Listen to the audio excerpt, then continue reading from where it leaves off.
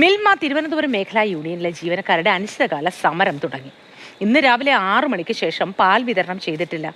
വിരമിച്ച MD-ക്ക് കാലാവധി നീട്ടി നൽകിയതിലാണ് സമരം. ജിബിൻ JB ഉണ്ട് വിശദാംശങ്ങളുമായി നമുക്കൊപ്പം. Jibin, good morning.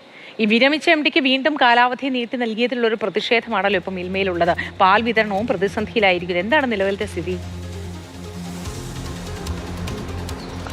മോത്തി, തിരുവനന്തപുരം മേഖല യൂണിയനുകളാണ്, അതായത് INTUC, CIT തുടങ്ങിയ സംഘടനകളാണ് ഇന്ന് രാവിലെ മുതൽ അനിശ്ചിതകാല സമരത്തിലേക്ക്, പണിമുടക്ക് സമരത്തിലേക്ക് എത്തിയിരിക്കുന്നത്. ഇതിൻ്റെ കാരണമായി അവർ പറയുന്നത് കഴിഞ്ഞ കുറച്ച് നാളുകളായി മലബാർ മേഖലയിൽ നിന്ന് ഡെപ്യൂട്ടേഷനിലെത്തിയ P. മുരളി എന്ന് പറയുന്ന ഒരു വ്യക്തിയായിരുന്നു ഇവരുടെ MD എന്ന് പറയുന്നത്. കഴിഞ്ഞ മാസം അദ്ദേഹം വിരമിക്കുകയും ചെയ്തിരുന്നു.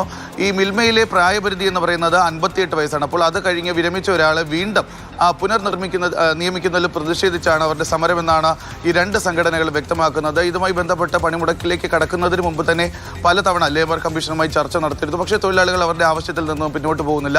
പുനർനിയമനം എന്ന് പറയുന്ന കാര്യം അവിടെ തന്നെ റദ്ദാക്കണം. അതായത് ഈ P. മുരളി എന്ന് പറയുന്ന വ്യക്തി, അവർക്ക് ഒരു മാസം മുൻപ് അവിടെ നിന്ന് റിട്ടയറായി പോയ വ്യക്തിയെ ഒരു കാരണവശാലും വീണ്ടും MD ആയി തന്നെ നിയമിക്കാൻ സാധിക്കില്ല എന്നുള്ളൊരു കാര്യമാണ് ഈ രണ്ട് യൂണിയനുകളും പറയുന്നത്. അതിന്റെ ഭാഗമായിട്ടാണ് ഇന്ന് മുതൽ അവർ ഈ അനിശ്ചിതകാല പണിമുടക്ക് സമരം ആരംഭിച്ചിരിക്കുന്നത്. ഇതിന്റെ പശ്ചാത്തലത്തിൽ നിന്ന് പണിമുടക്ക് ഇക്കാര്യത്തിൽ വന്നിട്ടുണ്ടോ? എന്താണ് ഇവർക്ക് ഇതിൽ പറയാനുള്ളത്? ഈ വിരമിച്ച ആളിനെ തന്നെ MD ആയി നിയമിക്കുന്നതുമായി ബന്ധപ്പെട്ട്